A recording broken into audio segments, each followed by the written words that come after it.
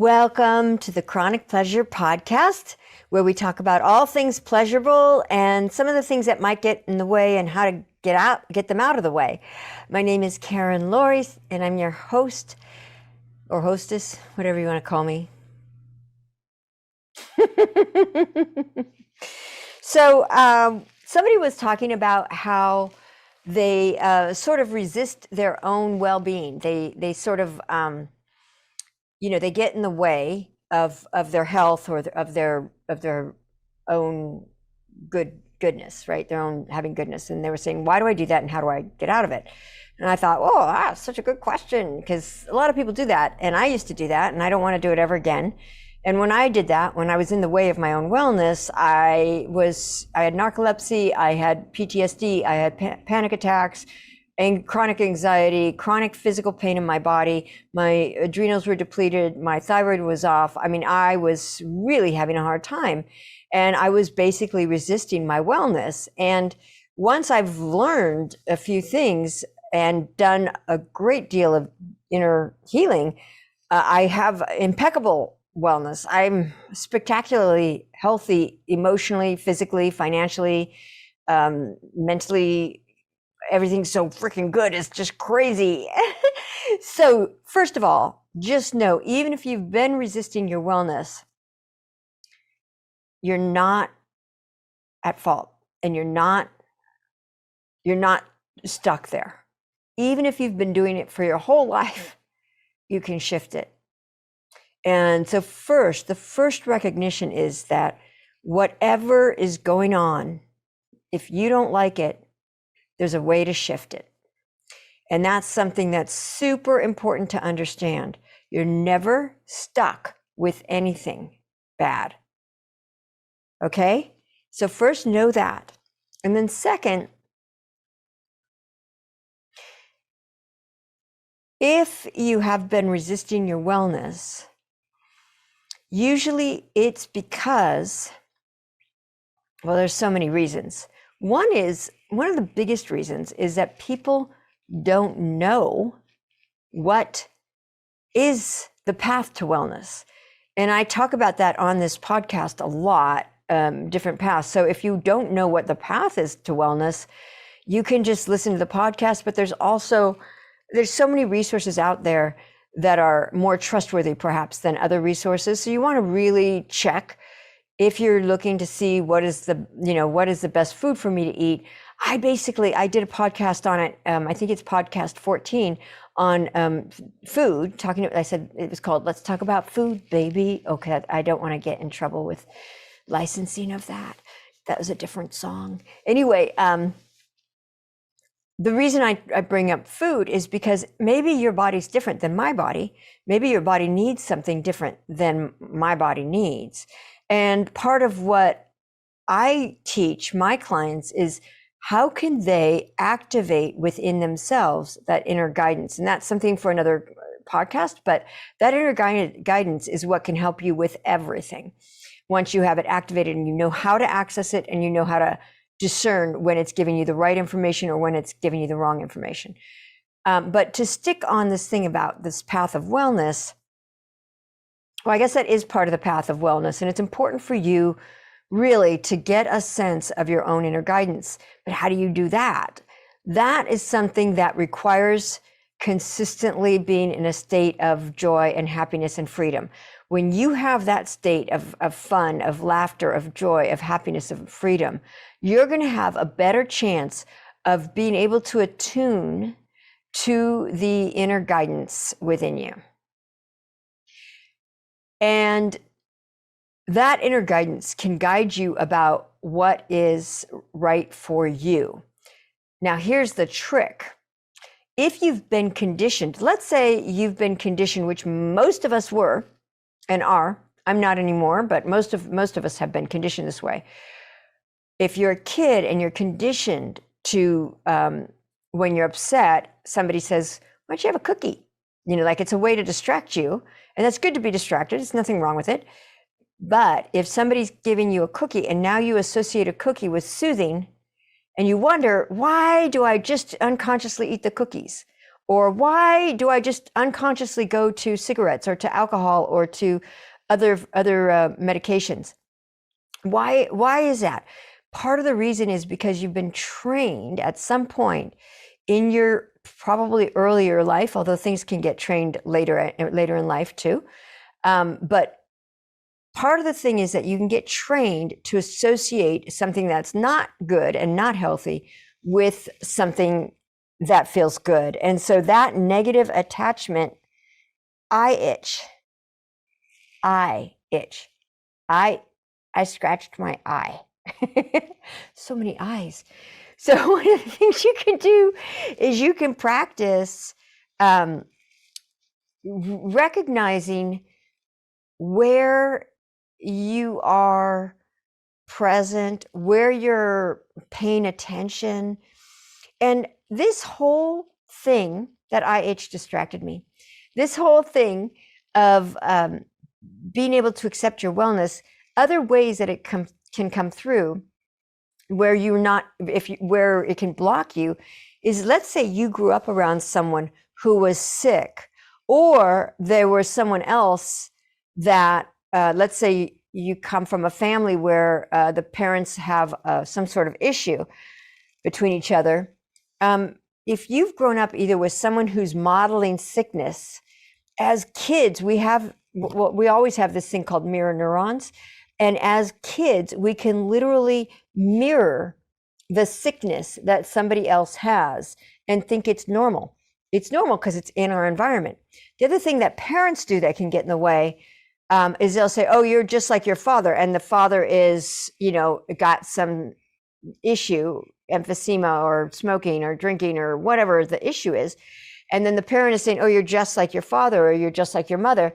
And that association, especially if it happens when you're younger, you start to believe, oh, I'm just like that person and I don't have the power to be someone else.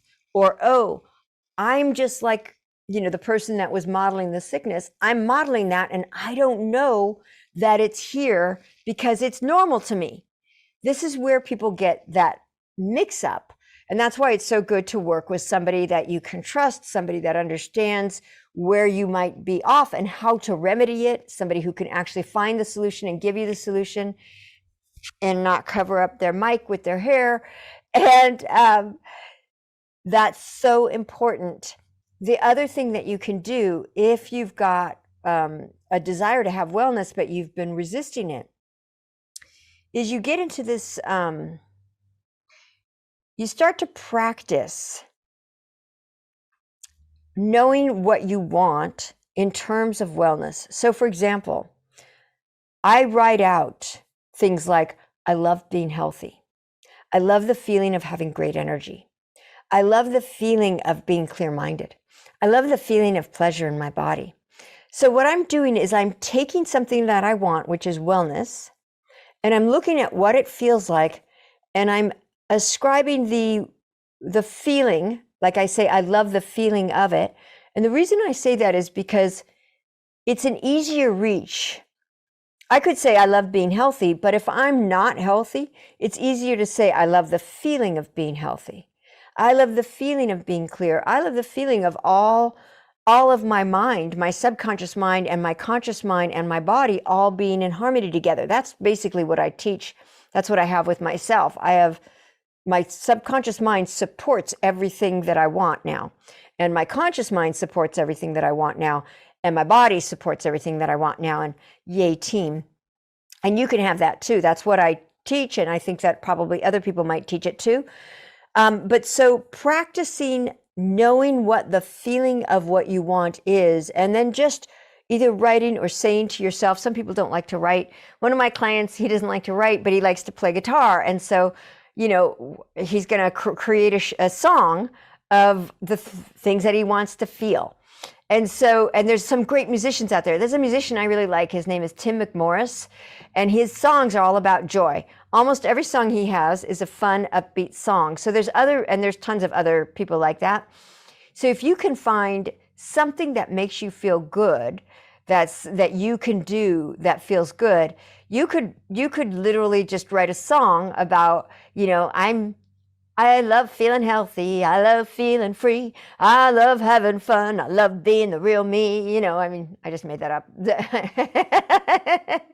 But you could find a way to do that and start to affirm this good feeling. So it doesn't have to be writing. I tend to like to write because I've always had a journal, and I'm an author, so I like writing, but I'll still do it while I'm in the car. I'll be singing something about, something like I just did. I just make it up. Or I take songs where I know the basis of the song. I know the refrain, and it's a refrain that feels good. Like, I feel good, no, no, no, no, no, no, like I knew that I would now, and those, if you just I don't sing the whole song. I just sing the part I like. And so that's a way to get into a place where you start to remind yourself that you can feel good. And if you find yourself going towards something that's not right, whether it's alcohol, and I don't mean, there's nothing wrong with alcohol. I'm not judging it. I just mean that it's not necessarily the path to total wellness, although some people who are over 120 years old still drink. So I have no qualms about that. But, and I just don't drink. I haven't had any drinks for longer than you've probably been alive. I haven't had any alcohol or drugs for so long, decades, like over 30 decades, over 35 years, over 37 years. So that's kind of crazy. Anyway, but I love it. I love the feeling of being clean. I love the feeling of knowing my body is healthy. I love the feeling of eating healthy food. So this is kind of how I would suggest that you practice telling yourself that you love those things, whether you tell it to yourself in music, or you tell it to yourself by writing, or you tell it to yourself by drawing a picture that feels beautiful, a beautiful picture of yourself, someplace vibrant and beautiful and happy and feeling good, dancing through, enjoying life. If you can start to imagine and to ascribe to yourself the feelings that you want to feel and practice feeling them, you're going to start to access that wellness more and more and more. And again, if you've been trained in a way that stops the wellness, either by media, because if you look at commercials, for example, and I've done 60 commercials. I love doing commercials. I love doing commercials. I think commercials are really fun. And some commercials steer you in a direction of something, they're showing something that is like really great that you want to eat that is probably not the best. And you can go back to the episode that I did that is called Let's Talk About Food, Baby. It's on my YouTube page or on my podcast list if you want to hear about food. But so that is something that's really cool, to be aware and to practice finding things that light you up, that feel good to think about, that feel good. And you'll start to see that your wellness can come. The other thing I would suggest is anytime you see an improvement, write it down. I talk about that in my first book, maybe even in my third book. Anytime you see an improvement, whether it's just breathing deeper, whether it's sleeping a little longer, whether it's drinking more water, whatever it is, if you find something that you've done or that you feel slightly more energy, whatever it is, if you find something that you feel good about, that you've done that feels like you've improved in some way, you're thinking better, you found your keys easier, whatever it is, recognize it, celebrate it, celebrate it, celebrate it. Celebrate every single improvement. You won't be able to stay sick if you can do that.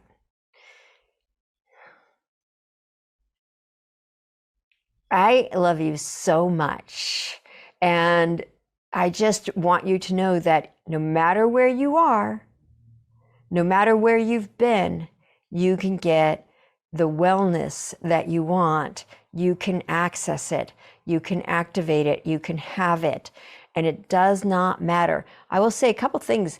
We were told when I was a kid, they were said, your brain never grows new neurons after a certain age. I knew that was wrong. Even as a kid, it didn't make any sense because, your muscles grow, your bones grow, your hair grows, your eyes grow. Well, they don't grow, but they they change and they get better. My eyes have gotten better anyway. You know, your eyelashes grow, everything grows. So why wouldn't the brain? And then now they know the brain does grow. We have what's called neurogenesis, meaning the birth, genesis is birth, neuro is neurons, the birth of new neurons. We have neurogenesis in our brain, and we have neurogenesis because we have a second brain in our heart and our gut. It's so cool. It's so cool. So we have this second brain, and maybe a third brain, or maybe that's all. The heart and the gut is one whole brain, and the heart and the gut brain is really important. And that's why part of the thing I talk about in the food podcast, because you want to eat for your gut, you want to eat for your microbiome, you want to. It's a whole thing, but you'll get better if you practice. I don't know if I can air this one because I'm so goofy, but if you can start to practice really knowing that you can shift, you have neurogenesis, you can grow new neurons, and there's things that can help you grow new neurons. There's different kinds of food that you eat. They have something called BDNF, brain-derived neurotropic factor. BDNF is so good. It helps your brain grow. Neurotropic means neuro is neuron, and tropic, like tropical, it's growth. If you go to the tropics, you know that everything grows there. It's just like crazy. You know, you have like tree after tree and plant and it's flowers, and it's just this abundance of growth. So a BDNF, a brain-derived neurotropic factor. And that means there's certain things you can do, like broccoli, those cruciferous things, playing my reaction ball, which is a ball that helps you get better reaction, doing something new, learning a new musical instrument, learning a new language, learning a new sport. All those things create new neurons in your brain, and eating in a way that activates the BDNF, that is going to be something that's really important too. So no matter where you are, there's always hope. It doesn't matter how far down you've gone. There is always something you could do to shift yourself and to feel better and to be who you really want to be. Again, my name is Karen Laurie, and one of the things that you can do if you want, and I'm going to just share this because it started. It's a new show I'm doing called Stories We Love. And if you want to hear stories of people who are doing incredible things for the world, for the planet, for the nature, for children, for other people, if you want to hear those kind of stories, because those will also help you feel good and that will help you be on your path to wellness, you can go to storiesweloveshow.com, and you can access those stories for free. I love you. I want you to have the wellness you want. I want you to be free. I would love for you, if you can find a way, and this is again what I teach, but if you can find a way for your conscious mind, your unconscious mind, and your body to be all in the direction of what you want, oh man, that's the best feeling in the world. So know that it's possible. I didn't think it was possible because I was so sick. And now not only do I know it's possible, but I help others find out that it is totally possible. Everything you want, pretty much, or the essence of what you want is possible. So just don't give up hope.